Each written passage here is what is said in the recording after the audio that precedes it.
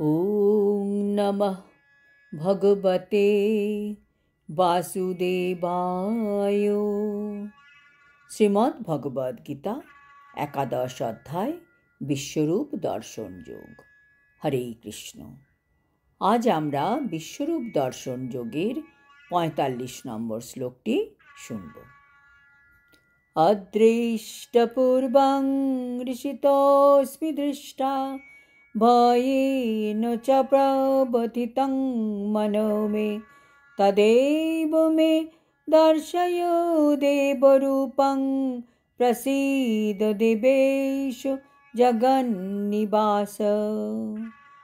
অনুবাদ: অদৃষ্ট পূর্ব তোমার এই বিশ্বরূপ দর্শন করে আমি আনন্দিত হয়েছি, কিন্তু সেই সঙ্গে আমার মন ভয়ে বিচলিত হয়েছে।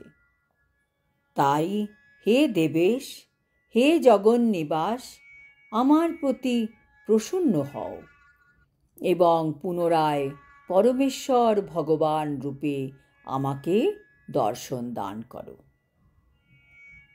তাৎপর্য: বিশ্বরূপ দেখার আগে থেকেই অর্জুন সব সময় শ্রীকৃষ্ণের প্রতি বিশ্বস্ত ছিলেন, কারণ কৃষ্ণ হচ্ছেন তার অন্তরঙ্গ প্রিয় সখা, আর প্রিয় সখারূপে সখার বৈভব দেখে অর্জুন অত্যন্ত আনন্দিত হয়েছিলেন।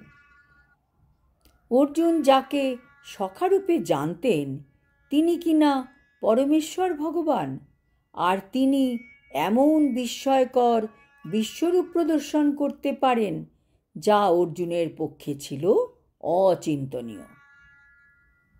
এই ভাবার পর অর্জুন অত্যন্ত আনন্দিত হলেন।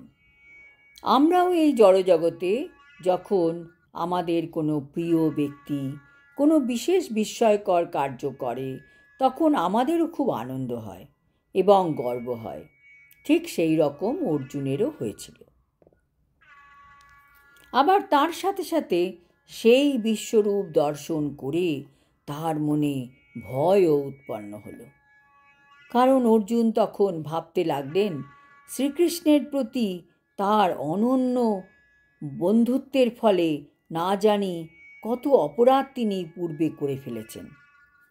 কারণ বন্ধুর সাথে ব্যবহার আর ভগবানের সাথে ব্যবহার তো এক হতে পারে না। এইভাবেই ভীত হয়ে তার মন বিচলিত হয়ে উঠল। যদিও অর্জুন ভয় পাওয়ার মতন এমন কোনো কর্মই করেননি। অর্জুন শ্রীকৃষ্ণকে অনুরোধ করছেন তার চতুর্ভুজ নারায়ণ রূপ দর্শন করাবার জন্য, কারণ ভগবান তো তার ইচ্ছা অনুসারে যে কোনো রূপে আবির্ভূত হতে পারেন।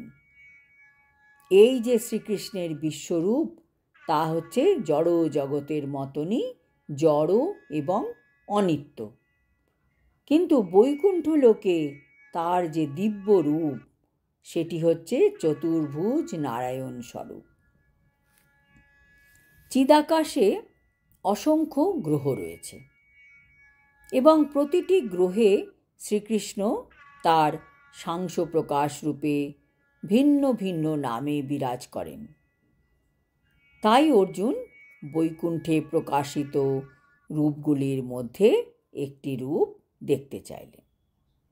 যদিও প্রত্যেকটি বৈকুণ্ঠ লোকেই ভগবানের নারায়ণ রূপ চতুর্ভুজ, তবে বিভিন্ন লোকে তিনি চার হাতে তার শঙ্খ, চক্র, গদা ও পদ্ম প্রতীকগুলি ভিন্ন ভিন্নভাবে ধারণ করেন। চার হাতে চারটি প্রতীক ধারণের ভিন্নতা অনুসারে নারায়ণ ভিন্ন ভিন্ন নামে অভিহিত হন। এই সমস্ত রূপগুলি শ্রীকৃষ্ণের থেকে অভিন্ন। তাই অর্জুন তার সেই চতুর্ভুজ রূপ দর্শন করবার জন্য অনুরোধ জানালেন। আজ এই পর্যন্ত। আগামী শ্লোকেও ভগবানের কাছে অর্জুনের অনুরোধ আমরা দেখতে পাব। তিনি ভগবানের চতুর্ভুজ রূপ দর্শনে আগ্রহী কেন? হরি ওম তৎসৎ। হরে কৃষ্ণ।